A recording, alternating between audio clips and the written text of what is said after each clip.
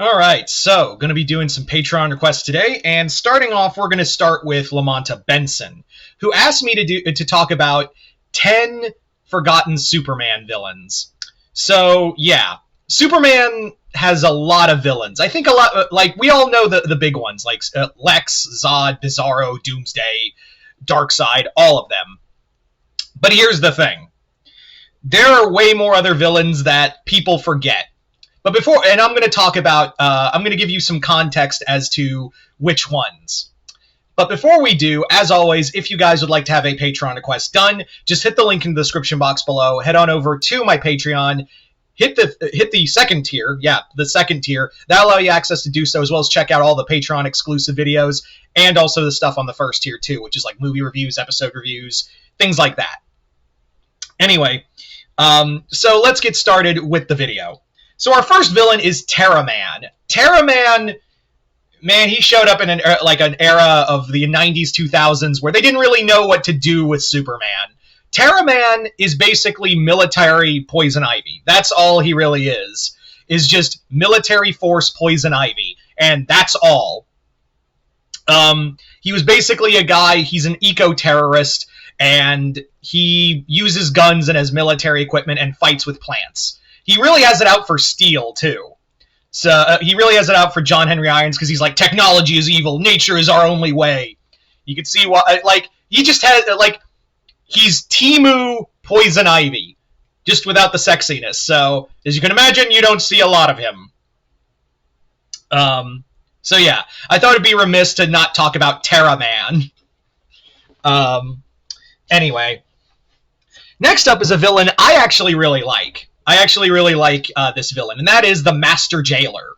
So the Master Jailer is essentially a villain who, his whole thing is that he likes to lock people up. He looks like a Cenobite. Like I don't know. I know his continuity has changed a bit since the Rebirth, but the Master Jailer was basically a dude who had like an obsession with locking up criminals for the pettiest of crimes, and he also worked for the government for a hot minute.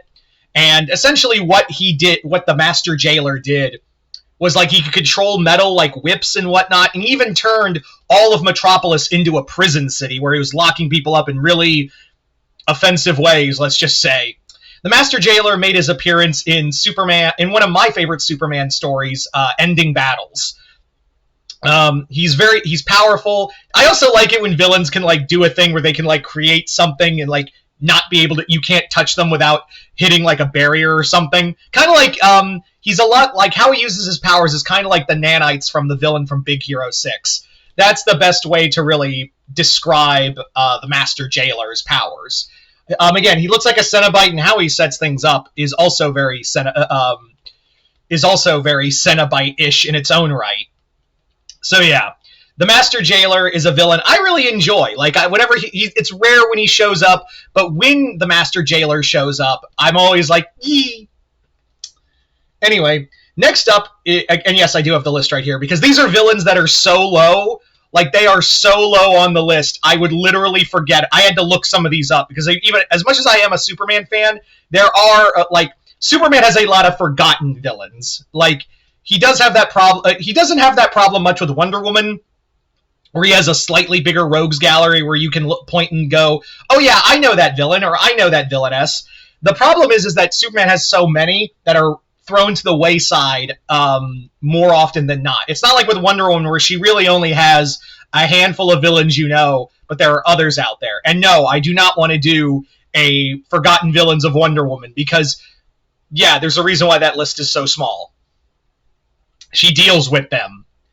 Anyway, moving on now to our next villain, Conduit. Conduit was an interesting villain who worked for Waller, and he was actually like Clark Kent's old bully from his days in Smallville. He was basically he had like an Iron Man-esque suit that allowed him to control technology, and he figured out like Superman's identity and everything else. He knew about Lois, Jimmy, all of them, and was more or less trying to just put Clark through hell. He hasn't survived. I think, if I remember right, Waller blew him up, if I'm not mistaken. I don't know if he's back in new continuity, but I have heard nothing of Conduit. He just wanted to be a jerk to Clark, Like, imagine if Flash Thompson never had like any growth as a character, and instead just decided to just continue to be a jerk to Peter Parker the whole time. Yeah. Next up is Rampage. Rampage is basically DC She-Hulk. She's only showed up a few times, and I actually, when I first saw her, I was like, oh, that's Mongal. That's Mongal's sister, which could also... Mongal could easily show up on this list. It could have easily been on this list, too, because she's Mongal's lesser-known sister, and you only know her because she got blown the hell up she got burned to death in Suicide Squad, in the movie, I mean. But Rampage is different. Like I said, she's more of a like DC's equivalent to Rampage, who fought Superman a few times. She's nothing special, unfortunately. Next up, we have Ruin. And Ruin is interesting because Ruin is actually a former ally of Superman. Yeah, this is Dr. Hamilton.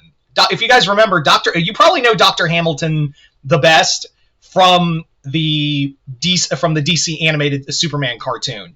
And also when he switched sides to Waller's side during the Justice League series. So Hamilton basically saw Superman as a potential threat and became a villain named Ruin in order to stop Superman from becoming a threat. Since he worked with Superman so closely, he basically knew the ins and outs of Clark. So he knew where Clark, due to his science in Krypton biology, he could easily just come after Clark on a biological level. It was actually really cool. I wish they would use him again. I don't know if Dr. Hamilton in continuity anymore is still around, or if he's dead, or if he's still a villain. I don't know, but it would be kind of cool to bring Ruin back. Next up, we have a villain who had you've probably forgotten this villain, and keep in mind, he had a whole event around him. This villain had a whole ass event around this character, and I don't think anyone remembers him.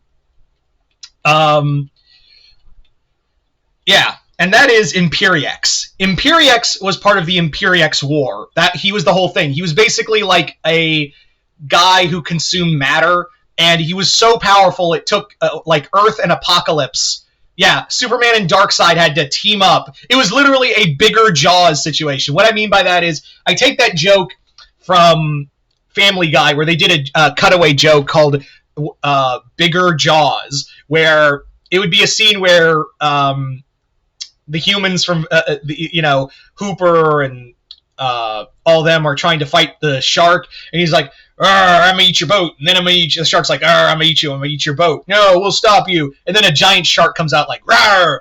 Oh, what's that? It's Bigger Jaws. Oh no, we have a common enemy. We have to work together. That's what this is, a Bigger Jaws situation. A Bigger Jaws situation. That's what Imperiex was supposed to be. Just Bigger Jaws, making Superman and Darkseid team up to fight him. You probably know him best from being one of the main antagonists of the cartoon series Legion of Superheroes. That's where he's mostly known the best. But yeah, Imperiex was meant to be the next big villain, but does anyone remember him? He had a whole ass event around him, and I don't think anyone can remember him. Next up, Mr. Z. Mr. Z is a villain who was one of Superman's first magical villains. If I remember right, he was basically the villain who was the one who showed that Superman could be hurt by magic. He did show up a few times over during, I think, John Byrne's run, but nothing too big. But yeah, Mr. Z is one of Superman's more earlier villains, and again, he's important because he basically showed that Superman could be harmed by magic. Next up, we have Thaddeus Kilgrave. When Lex Luthor, when they rebooted the continuity post-Crisis, they were like, well, we can't make Lex Luthor a mad scientist anymore since he's basically, a guy who thinks he has the best plans ever. We need someone to fill that mad scientist role. Enter that Dr. Kilgrave. Thaddeus Kilgrave filled in the mad scientist shoes and even worked for Lex a few times. I think he's dead. I don't know. But that was all he really was just to fill in the mad scientist shoes since Lex was no longer there. Next up, Neutron. Neutron also showed up alongside the Master Jailer. He was basically a soldier who was given he's basically Diet Captain Atom. he was actually designed alongside the Master Jailer by the U.S. government to try to take Superman down in the ending battle storyline. But that they were kind of co-opted by Manchester Black. Neutron, I don't think he really did much after that. Again, a lot of these villains didn't, for the most part, give or take one or two. I'm going to talk about the last one in a second. But yeah, Neutron was another villain who was kind of fun, but never really made it that far. And finally, we have Bloodsport. But Multi, I hear you say. Multi, I know Bloodsport. I know who he is. Yeah, you only know that because of the movie, and he's played by Idris Elba. Bloodsport was a forgettable Superman villain who got tech from Lex Luthor to shoot Superman because he believed Lex basically lied to him saying, hey, Superman killed your brother. And that was really it. He was never popular until, he never got any popularity until the James Gunn movie. Which, don't get me wrong, I like when movies promote lesser-known characters. But yeah, had it not been for this, had been not from that movie, yeah, Bloodsport would have been long forgotten. So that's why he was on this list. I was kind of tentative, but I was like, you know what? It's kind of important to talk about, like, sometimes villains are remembered through other means. And all of these villains have a chance in James Gunn universe to show up. That's the other thing that I think is important to note, is that all of these villains now have the potential to show up in one way or another and be popular again and show back up in the comics. So there you go, guys. That is 10 long-forgotten Superman villains. I'd like to thank Lamonta Benson for this Patreon request as well as continued patronage.